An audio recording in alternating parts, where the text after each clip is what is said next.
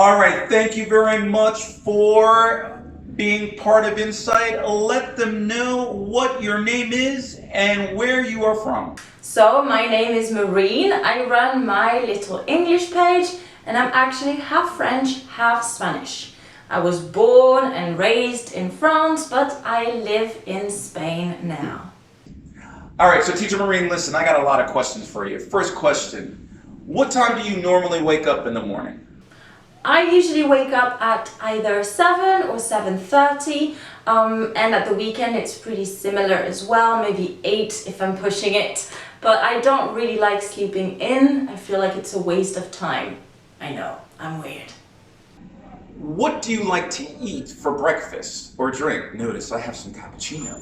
Well, I'm not really a breakfast kind of girl. I'm fine with just a coffee with a little bit of milk. But if it's the weekend, I might go for a little Spanish sandwich, which is bread, olive oil, tomato, and ham. And it's very yummy. What's your favorite color? Well, I don't know. I like to live in color and I like bright colors in general. So I find it quite hard, quite difficult to only choose one. Let's say that my favorite color is the rainbow color.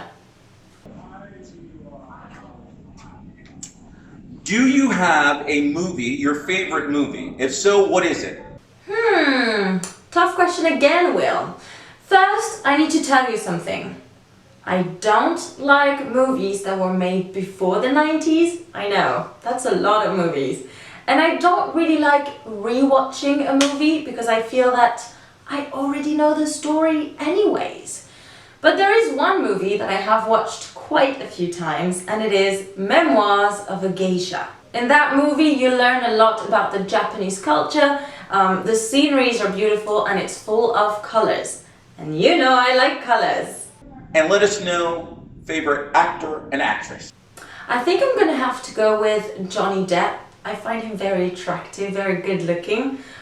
Except when he's looking all scruffy for his movies, like in Pirates of the Caribbean. But in general, I find that man rather attractive. Okay, so Teacher Marine, listen. You have been teaching and doing a lot of good stuff face-to-face and on social media. What made you become a teacher? That's a good question. Well, do you want the tea? The truth is, I never wanted to be a teacher. I thought I would not have the patience because I thought being a teacher meant teaching kids. And that ain't my cup of tea. But I discovered that you could teach adults, and that was a revelation. But really, me becoming a teacher was a happy accident. I just discovered there was a teacher training center where I lived, and I just decided to, do the training, and then they hired me, and then I continued, and here I am now. What's the best thing that you like about teaching? Alright, the first thing that I really like about teaching is being able to share my knowledge. So as you know, I'm not a native English speaker, so I don't know everything about English, but I really enjoy sharing what I do know. And what a better way to do that than teaching! Now, the second thing that I absolutely love about teaching is when you explain something and you can see on your students' face that they suddenly understand what you're trying to say. And if you have something you don't like, share it. The thing that I dislike the most about teaching is students that don't even try. I know some people hate English. I know some people find it extremely difficult, and that's fine. A student who is having difficulties but who is showing me that they're trying, that makes it worthwhile for me. But a student who's just there in class, grumpy all the time, making no effort whatsoever, why should I bother spending my time putting effort into something if the other person doesn't care? Okay, I'm gonna sit down. So, for future teachers, what would you recommend? Like, let's say, for example, I want to be a teacher. What recommendations would you give for future teachers? My tip or recommendation for teachers or future teachers is to take acting classes. It's going to make a world of a difference. And to be honest, I think this should be a requirement for any teacher. When you are in front of your students, it's just the same as if you were in front of an audience in a theater. You have a bunch of eyes fully focusing on you. As a teacher, you need to be able to handle that kind of pressure. People looking at you all the time.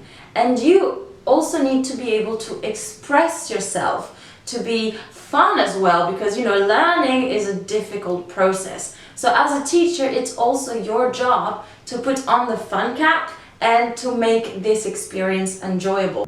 Now, speaking of teaching, do you have any favorite, what are your 2 to 3 favorite English words? My favorite word is wee. Wee. So this is actually, I think, a Scottish word, and it means little. For example, a wee bit of bread or a wee man. Now for the other words, I don't think I should say those words because they are not really PG rated. I absolutely love swear words in English, especially all of the monosyllabic ones. All of those words are just one syllable. They're so short and quick and efficient and straight to the point. And while I'm at it, any famous idioms? Man, that is tough. There are so many idioms in English. How can you choose just one? I'm going to choose a category. I like animal idioms. They're very colorful and they're funny. For example, it's raining cats and dogs. I know this one is a little bit obsolete. We don't use it so much anymore, but it sounds fun. Or when you're a busy bee. That's another cool one. Okay, so listen, come on, walk with me, Maureen, because I'm getting ready for my class, but I gotta ask you these questions. All right, let's say, Teacher Maureen, I'm now your student. I want to improve my pronunciation. What can I do? That question, the one I hear all the time. I recommend that you choose a short text, preferably something that you can listen to that has been recorded. For example, students could take one of your videos, Will, right? Just take the beginning.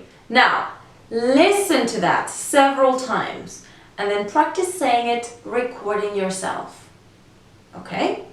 Now do that every single day for a month. And the good thing about that as well, guys, is when you're done, listen to the very first recording and then the very last recording.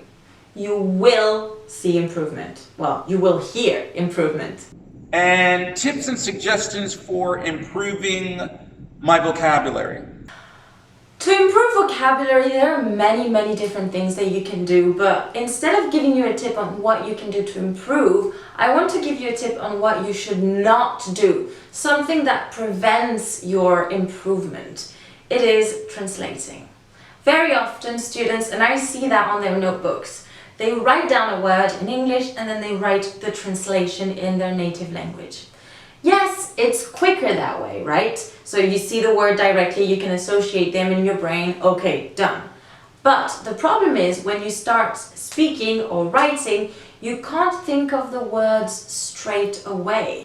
Your notebook should be 100% in English. So now you're going to say, but Maureen, how can I learn words if I don't know what they mean? Well, look for synonyms. Look for definitions. If there's a word that my students don't know, I will do everything I can so that I don't have to translate it. I will act it out, I will draw it on the board, I will give them a synonym, I will write a definition, everything but translation. So maybe that's my tip. Don't translate. And Teacher Maureen, I'm really shy. I'm shy. How can I get over my shyness? I want to be more confident. Well, remember earlier when I said that teachers should take acting classes because being a teacher is kind of like being an actor. Well, my tip is the same here for students. If you want to be more comfortable with yourself and with other people, take acting classes, because one of the things that you learn in acting classes is how to completely let go, like stop worrying about what other people think.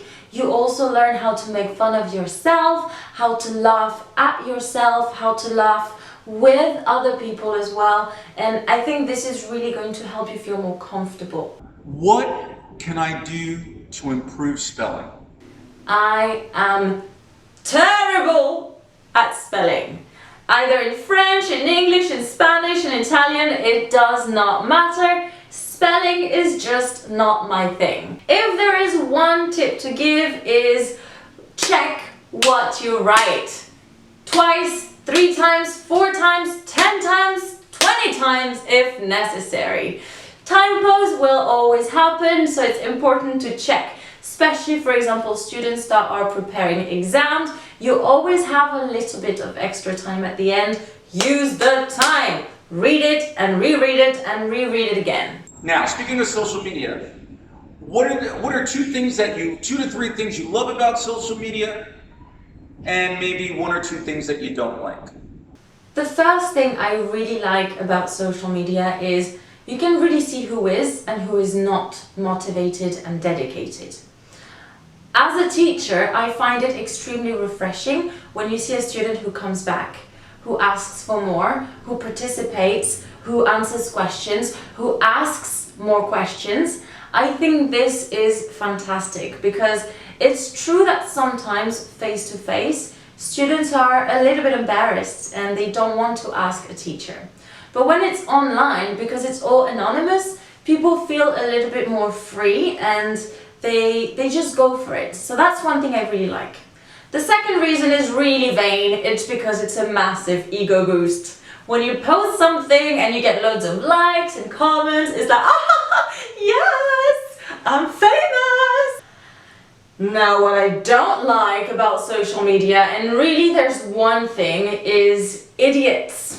There are millions of idiots online. People who post nasty comments that are completely useless or even irrelevant sometimes. So that is the one thing I really dislike about social media. I often get, like I said, nasty comments. They are sometimes just rude. Sometimes they're quite sexual and disgusting as well. And you know, when you know that your family can see it, that your partner can see it, it can be quite disheartening sometimes.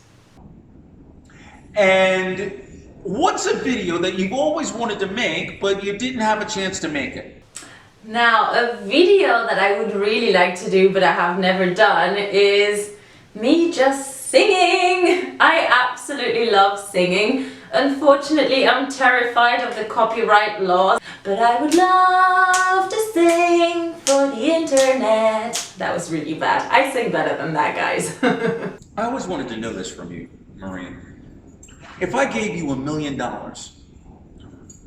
what's one place in the world you'd like to visit? Oh, I don't even need to think about it. I'm going first straight to South Korea and then Japan. Oh, I can just picture it. Another question. If you were not a teacher, what job would you do and why? Well, for the 3rd time today, I'm going to talk about acting. Yes, acting. You got it. I like acting. If I couldn't be a teacher, I would probably like to be an actor.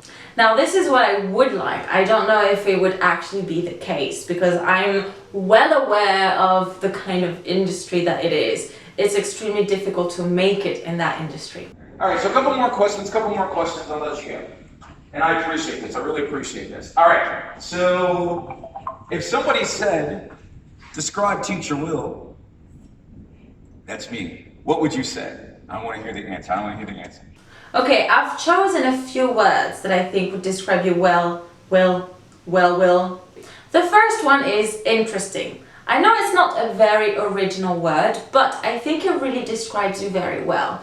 You know, when you know a little bit more about your background, your story, when you look at where you live compared to where you're from, I think it's really interesting to see where you come from and how you got there. So that's the first one.